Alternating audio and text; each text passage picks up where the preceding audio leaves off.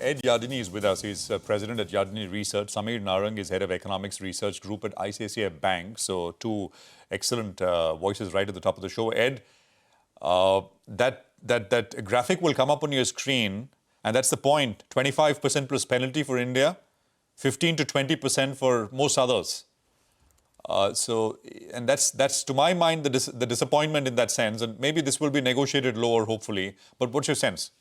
My sense is that this is Trump's art of the deal. He's frustrated with the way the negotiations have been going, and he's just trying to put more pressure on India to give in on some of the points that he's been pushing for.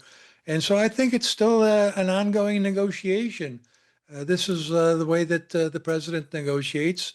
And even if you get to August 1st, even if you get to Friday and it's still 25%, that doesn't mean it can't change. I mean, nothing is fixed in Trump world. Everything can change. Everything can be renegotiated. None of these things are treaties, you know. They're all just kind of very loose agreements that could always be amended the following day. That's true. Nothing is cast in stone. That's a positive way of looking at Mr. Yardeni.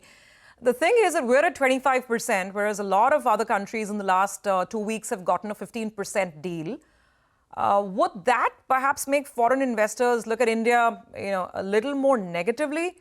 Or will it be taken in the stride? Because, I mean, the GDP impact, and, we've been doing the numbers here, asking economists as well. The GDP impact, most people say, is ranging between 0.3% to maybe 0.6%. So 0.5%, give or take. So it's not huge in that sense. Well, I think ever since April 9th of this year, when Trump postponed his reciprocal tariffs, investors have come to conclude that, as I said, this is an ongoing process of negotiating trade deals. There's no fixed final conclusion here. And so, no, I don't think that investors are suddenly going to turn off to India because the president today said 25% plus a penalty. Again, that could very well still be intact on August 1st, but depending on how negotiations go, that could be amended pretty quickly. It could still be 15%. I think the problem that India has compared to other countries as the president's advisors, the president views that India is being much tougher about letting American products into India, while India enjoys a pretty wide open market in the United States. And then the other point of contention is the concern that India continues to buy oil from Russia and military equipment. And so these are all items in the ongoing negotiations. These negotiations aren't done behind closed doors. They're very much done in public. And it's not much fun, and it can be very unsettling to watch these negotiations going on. But as we've seen in other countries, they do at some point settle down. Investors have already kind of figured out how the game is played. And so I don't think this really has any major repercussions for India as far as I can see. All right, Ed, stay with us. Let's get Sameer as well into the conversation. Hi, Sameer. Thanks a lot for joining in. Well, so if you could tell us, what kind of impact will this tariff have on the Indian GDP? According to your estimates, what could the hit be? Well, our exports to the US are around, 88 billion last year, though they've been growing over the last few years. But that's around 2.1, 2.2% of GDP. Now, exports to the US are growing quite good. So if that growth moderates from, say, 22% to this flattish, then to that extent, that will have an impact of 20, 30 basis points. Could be even lower because exports to other geographies have not been picking up. And as we can see that once the trade tensions are sorted or they come down, exports to other geographies may pick up or rerouting may happen. And in particular, our exports to the US are driven by mobile phones, textiles, pharmaceuticals. Some of them perhaps may not be also getting substituted by other countries like pharmaceuticals, where we have a large share in generics. And, some of them are also were excluded till such point in time. So my sense is the impact will not be that high, it will be marginal. And any which ways, some of it was expected because a lot of front loading into the US exports have happened. And we are more or less a domestic driven economy. So I think the impact on the economic front would be marginal, but it would be there if the tariffs sustain at 25%. Got that, Sameer. But, there was hope that, various sectors like the electronics, textiles, they could be favorably placed. Now, those sectors get hit. Could you tell us what is your read-through of that? Pharma, as we know, continues to remain exempt for now. No, so you're right. Actually, if you look at India's export basket, it's largely driven by petroleum products, energy, then you have textiles, you have chemicals, excluding pharmaceuticals and other organic chemicals, gems and jewelry, as you pointed out, and, engineering goods. But when you look at our export basket to the US, it's largely driven by electronics or mobile phones. It's driven by textiles, driven by gems and jewelry, and it's driven by pharmaceuticals. So energy exports and other engineering goods, including transport equipment, is not what we export to the US because US itself is an energy exporter, and it's a lot of activity happens on the auto front any which ways, and we are linked to the auto supply chain, but not as a final, car producer, but through other, ancillary auto activity. So the hit would be largely, if tariffs remain at these levels, would be on textiles, would be on electronic goods, including mobile instruments, gems and jewelry, any which ways have been degrowing this year to the US. Though exports to the US are growing in excess of 20%, gems and jewelry have been moderating because of, lab-grown diamonds, as well as the fact that discretionary demand in the US has been relatively weak. So some of these sectors is where you will see maximum impact. However, we should keep in mind that if tariffs on Vietnam and other Asian manufacturing countries are at very similar levels, so there will be an absolute contraction in demand perhaps going forward, and that will impact all Asian economies at the same level as it would impact India. Okay, got that point.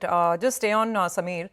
Mr. Yardeni, if you could just hear the other panelist, Sameer Narang, that's exactly what he was saying, right? So if you calculate, the impact is, 30 basis points, 40, 50 basis points. But to your point that you made, that now this whole tariff negotiation is a bargaining tool for a much wider, geopolitical relationship that we have. This is about perhaps buying Russian oil, buying Russian defense equipment. So to that extent, could it cast another shadow in investors' mind on India? I mean, would they look at the US-India equation itself? Would that be a new impediment, or you think that'll not really be a big issue in foreign investors' mind?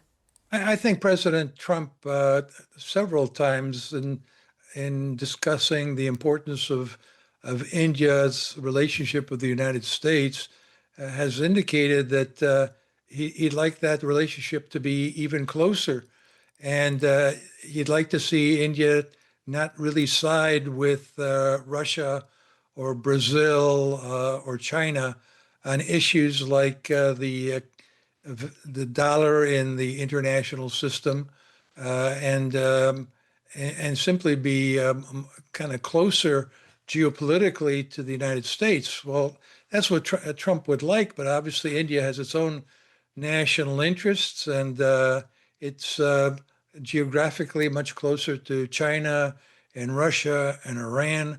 And so naturally, India is going to want to try to have good relationships with people that are in its neighborhood.